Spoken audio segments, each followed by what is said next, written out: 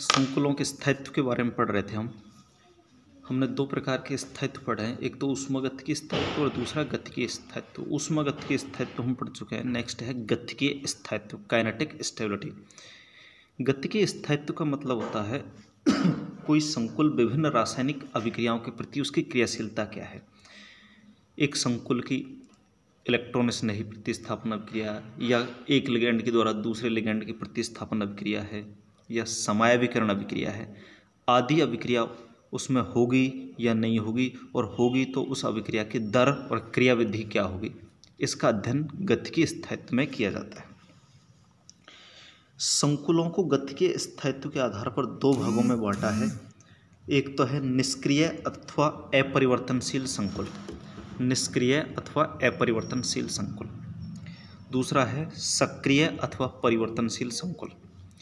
निष्क्रिय संकुल का तात्पर्य उन संकुलों से है वे संकुल जिसमें एक लिगैंड का दूसरे लिगैंड के द्वारा प्रतिस्थापन होने में 1 मिनट से ज़्यादा का समय लगता है या लिगैंडों का प्रतिस्थापन नहीं होता है। ऐसे संकुलों को हम निष्क्रिय संकुल बोलते हैं। दूसरी ओर सक्रिय संकुल या क्रियाशील संकुल उन्हें कहेंगे जिनमें एक लिगैंड का दूसरे लिगैंड के द्वारा प्रतिस्थापन होने में 1 मिनट से कम समय लगता है या बहुत तेज़ी से उनमें लिगैंड प्रतिस्थापन अभिक्रिया संपन्न होती है। संकुलों की क्रियाशीलता या निष्क्रियता को हम वैलेंस बॉन्ड थ्योरी और CFT दोनों के आधार पर समझा सकते हैं। यदि वैलेंस बॉन्ड थ्योरी की बात की जाए तो बाह्य कक्षक संकुल सक्रिय होंगे, उनकी क्रियाशीलता ज़्यादा होती है, जबकि आंतरिक कक्षक संकुल निष्क्रिय होते हैं, उनकी क्रियाशीलता कम होती है। बाह्य कक्षक संकुलों का निर्माण sp3d2 संकरण के कारण होता है। sp3d2 संकरण के कारण होता है जिसमें बाहर की डी कक्षक भाग लेती है, और बाहर की डी कक्षक जब भाग लेगी तो धातु और लिगैंड के बीच का जो बंध है वो दुर्बल होगा, आसानी से टूट सकता है, अतः उसकी क्रियाशीलता ज़्यादा होती है। जबकि आंतरिक कक्षक संकुल का निर्माण D2sp3 संकरण के कारण होता है। D2sp3 संकरण में अंदर की डी कक्षक भाग ले रही है, आंतरिक डी कक्षक भाग ले रही है, इसलिए धातु और लिगैंड की जो बीच की दूरी है, बंध दूरी है, वह कम होगी, और बंध दूरी कम होगी तो बंध मजबूत होगा, स्थायी होगा, तो क्रियाशीलता कम होगी। इसी प्रकार CFT के अनुसार भी हम क्रियाशीलता को समझा सकते हैं। वे अष्टफलकीय संकुल जिनके निर्माण में CFSE ज़्यादा मुक्त होती है, ज़्यादा CFSE बाहर निकलती है, CFSE के मान में ज़्यादा कमी होती है, वो संकुल ज़्यादा स्थायी होंगे, निष्क्रिय होंगे। जबकि जिन संकुलों के निर्माण में CFSE के मान में कम कमी होती है या कम CFSE मुक्त होती है, वे अधिक सक्रिय होते हैं। सक्रियता को प्रभावित करने वाले कारक, ऐसे बहुत से कारक हैं जो सक्रियता को प्रभावित करते हैं। उनमें है नंबर 1 है संकुल की ज्यामिति। देखो, सक्रियता को प्रभावित करने वाले कारकों में सबसे पहले है संकुल की ज्यामिति। संकुल का जो आकार है, ज्यामिति है, वो भी उस बात पर भी अभिक्रिया की जो दर है वो निर्भर करती है। सामान्यतः वे संकुल जिनकी आकृति चतुष्फलकीय है या वर्गाकार है वो ज़्यादा सक्रिय होते हैं, उनकी क्रियाशीलता ज़्यादा होती है, क्योंकि वहाँ पर संकुल में नए लिगैंड को जुड़ने के लिए पर्याप्त स्थान होता है, अतः आसानी से नया लिगैंड जुड़कर दूसरे लिगैंड का प्रतिस्थापन कर देता है। जबकि अष्टफलकीय संकुलों में क्रियाशीलता कम होती है, क्योंकि वहाँ आने वाला नया लिगैंड स्थान कम उपलब्ध होने के कारण आसानी से नहीं जुड़ पाता। नेक्स्ट है केंद्रीय धातु आयन पर आवेश। केंद्रीय धातु आयन पर जितना ज़्यादा आवेश होगा उसके निर्माण, संकुल के निर्माण में CFSE ज़्यादा मुक्त होगी, और CFSE जब ज़्यादा मुक्त होगी तो वो संकुल स्थायी होगा और उसकी क्रियाशीलता या सक्रियता कम होती जाती है। नेक्स्ट है केंद्रीय धातु आयन की त्रिज्या। केंद्रीय धातु आयन का जितना ज़्यादा बड़ा आकार होगा उसकी क्रियाशीलता बढ़ती जाती है, क्योंकि धातु आयन का आकार बढ़ने पर धातु और लिगैंड बंध दूरी बढ़ जाती है, जिससे बंध कमज़ोर हो जाता है और आसानी से टूटकर रासायनिक अभिक्रिया में भाग लेते हैं, अर्थात क्रियाशीलता बढ़ जाती है। अगला पॉइंट है आवेश त्रिज्या अनुपात। धातुओं का जो आवेश त्रिज्या अनुपात जैसे जैसे बढ़ता जाएगा क्रियाशीलता कम होती जाएगी, क्योंकि आवेश बढ़ने तथा त्रिज्या घटने पर संकुलों का स्थायित्व बढ़ता जाता है। जैसे जैसे स्थायित्व बढ़ेगा क्रियाशीलता कम होती चली जाएगी। नेक्स्ट है संकुलों के स्थायित्व को प्रभावित करने वाले कारक। अब यहाँ पर हम उन कारकों का अध्ययन करेंगे जो कि संकुलों की स्टेबिलिटी को प्रभावित करते हैं।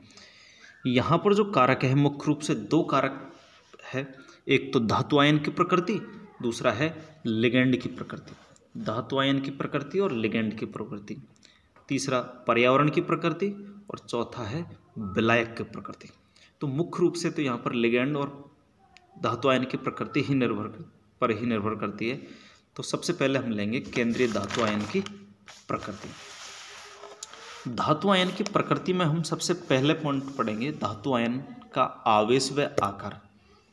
जैसा कि हम पहले भी पढ़ चुके हैं, केंद्रीय धातु आयन पर जैसे जैसे आवेश बढ़ता जाएगा तथा आकार घटता है तो संकुल का स्थायित्व बढ़ता है, क्योंकि जैसे जैसे धातु आयन पर आवेश बढ़ेगा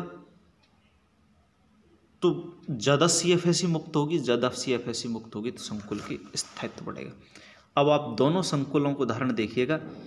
इस पर संकुल पर 2+ चार्ज है, इस पर 3+ चार्ज है।